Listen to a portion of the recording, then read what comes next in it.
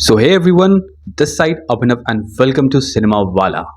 आज हम जानेंगे कुछ इनसाइड स्टोरी पंचायत सीजन 3 के बारे में। पिछले सीजन में हमने देखा था कि कैसे प्रहलाद जी के बेटे राहुल वीर गति को प्राप्त हो गए थे और विधायक को किस तरीके से गांव में घुसने से रोका गया था, और कैसे फुलेरा गांव जहां पर हंसी मजाक ठहाके चप्पल चोरी के किस्से या फिर पानी टंकी में रिंकी का सचिव जी से मिलना या फिर पंचायत ऑफिस में बकरी चोरी का रिपोर्ट, इन सभी ठिठोलोबाजी का अंत लग रहा था जब जब फुलेरा गांव में प्रहलाद जी के बेटे राहुल की बॉडी पहुंची थी और एकदम से पूरे सीरीज का प्लॉट ट्विस्ट हो चुका था। और फिर एकदम से सीजन 3 को लेकर आकलन ये लगाए जा रहे थे कि ये बहुत ही ज्यादा इमोशनल सीजन होगा। ये एग्जैक्टली हाँ भी है और ना भी।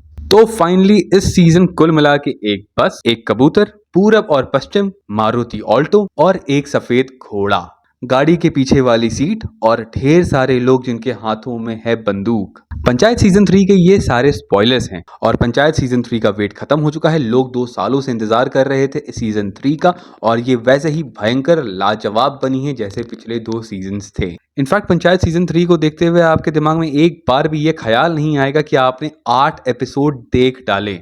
इसके पूरे सीजन में आपको एक भी कमी नजर नहीं आएगी और इनफैक्ट अगर आप देख लेंगे तो आपको बिल्कुल ये बात समझ में आ जाएगी मैं ऐसा क्यों बोल रहा हूँ। विधायक और फुलेरा गांव की लड़ाई के बीच भूषण और प्रधान जी का पॉलिटिक्स, उसमें चुनाव का तड़का और प्रधान और प्रहलाद जी की जिंदगी में आई हुई ठहराव को वापस से कैसे नॉर्मल किया गया और कैसे सचिव जी के ट्रांसफर ऑर्डर कैंसिल हुए, और ये सीजन आपको ये सारी चीजें दिखाता है। और लास्ट सीजन में जो ट्रेजेडी दिखाई गई थी लग रहा था कि इसकी तो कोई जरूरत है नहीं, पर इस सीजन में जाकर पता चल रहा है कि ये कितनी इंपॉर्टेंट लिंक थी, ये how it is linked with this season, और उस घटने का इम्पैक्ट पूरे सीजन में दिखाई देता है। साथियों, कुछ डायलॉग्स ऐसे भी थे जिसने सीजन 1 और सीजन 2 की पूरी याद दिला डाली। सुन रहे हो ना विनोद? और कुछ डायलॉग्स ऐसे भी थे जिसने फैमिली की इंपॉर्टेंस और मटेरियलिस्टिक सोसाइटी के इन्फ्लुएंस से ना दबना और एक दूसरे के लिए प्रेम और सद्भाव की भावना के थ्रू इमोशनल करने का तड़का कूट कर डाला है, जैसे कि ये सारे डायलॉग्स।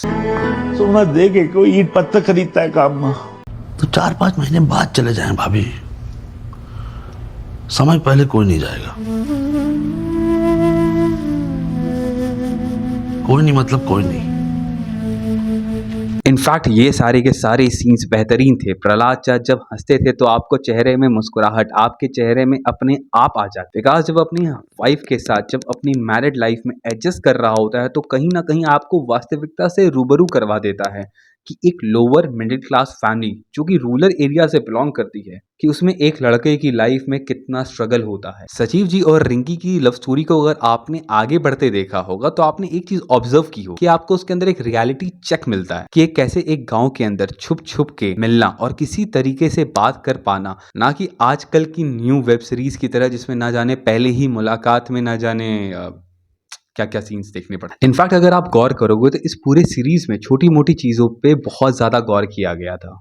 रिंकी और सचिव जी जब विकास को अस्पताल से वापस लेके आ रहे थे तब विकास बैठते वक्त रिंकी को इशारा कर रहा था कि आप उस तरफ से जाकर बैठो। इसका मतलब उसके ब्रेन में सबकॉन्शियसली ये दिमाग में चल रही थी कि रिंकी और सचिव जी के बीच में क्या चल रहा है, और ये फुटेजेस भी बिल्कुल ऊपर से लिए गए हैं।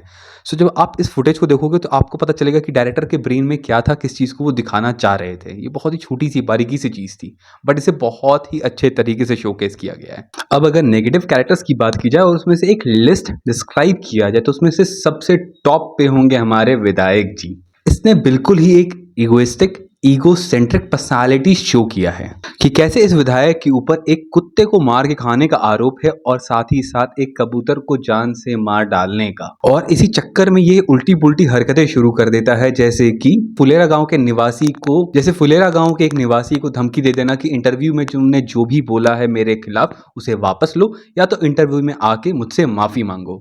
और अगर भूषण की बात की जाए तो एक तरफ तो इसने पूर्व पश्चिम का मुद्दा उठाकर इक्वालिटी को बेस बनाया और इक्वालिटी पे बात की, और कहीं ना कहीं पंचायत समिति के सारे मेंबर्स भी इसके सपोर्ट में थे। पर आने वाले वक्त में जब विधायक ने सामने से फुलेरा गांव के निवासियों के साथ बदतमीजी की तब इसने उस वक्त फुलेरा गांव का साथ छोड़कर विधायक का साथ दिया, और कहीं ना तो तभी इस कैरेक्टर ने एक और रोल प्ले किया और उसकी वजह से इस सीजन में एंटरटेनमेंट का तड़का और भी ज्यादा कड़क लेवल पे आना शुरू हो गया। कुल मिला के ये पूरा सीजन एंटरटेनमेंट फुल पैसा वसूल बिल्कुल ही एंटरटेनमेंट पैक था और साथ ही साथ इमोशंस के साथ पूरा भरा पड़ा था। किसी भी वेब सीरीज के क्या ऐसे कैरेक्टरिस्टिक्स होते हैं जिसके थ्रू आप ये मानते हो कि ये बहुत अच्छी सीरीज बनी है, और उसके एग्जैक्टली स्टैंडर्ड्स क्या क्या होते हैं? शायद वो राइटिंग हो सकती है, या अच्छी म्यूजिक की वजह से लोग उसे अच्छा कहते हैं, या फिर परफॉर्मेंसेस की वजह से उसे अच्छा लोग कहते हैं, या कास्ट एंड क्रू और ऐसे तमाम चीज़ें।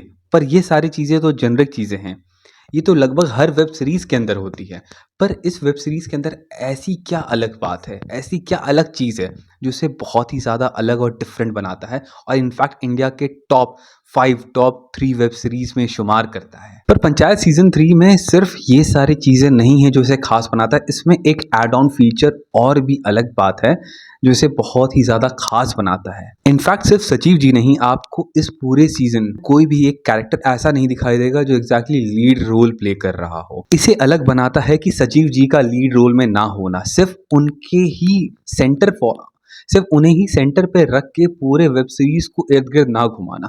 यहाँ पर अगर आप गौर से देखो तो हर एक कैरेक्टर, हर एक इंसान की अपनी इंपॉर्टेंस है जो इसे बहुत खास बनाता है। माने यही कि हर एक कैरेक्टर किरदार ने अपनी तरफ से कोई ना कोई इम्पैक्ट छोड़ा है। ऐसा कोई भी किरदार नहीं है जिसने सिर्फ भीड़ बढ़ाने का काम किया हो, चाहे वो टीएम साहिबा हो, 3 सीजन में गिन के 3 से 4 पर दिखाई दी हूँ, या फिर चंदन बाबू विधायक जी के चमचे, या फकौली बाजार के वो 2 लड़के, या फिर दामाद जी जिन्होंने घोड़ा खरीद के फुलेरा की शान को बढ़ाया हो।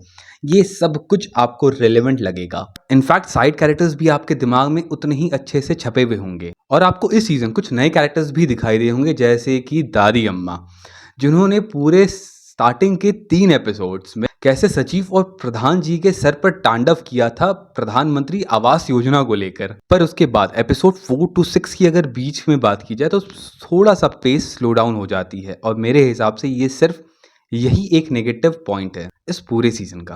फिर 7वें एपिसोड में एग्जैक्टली दामाद जी का कैरेक्टर इस पूरे सीजन को, इस पूरे स्टोरी को अच्छे तरीके से आगे लेके जाता है। पर अगर अब एंडिंग की बात की जाए तो ऐसा क्यों लग रहा है, ऐसे इंडिकेशंस क्या मिल रहे हैं जिसके थ्रू आपको ये लग रहा है, या हम सभी लोगों को लग रहा है कि सीजन 4 पक्का आएगा?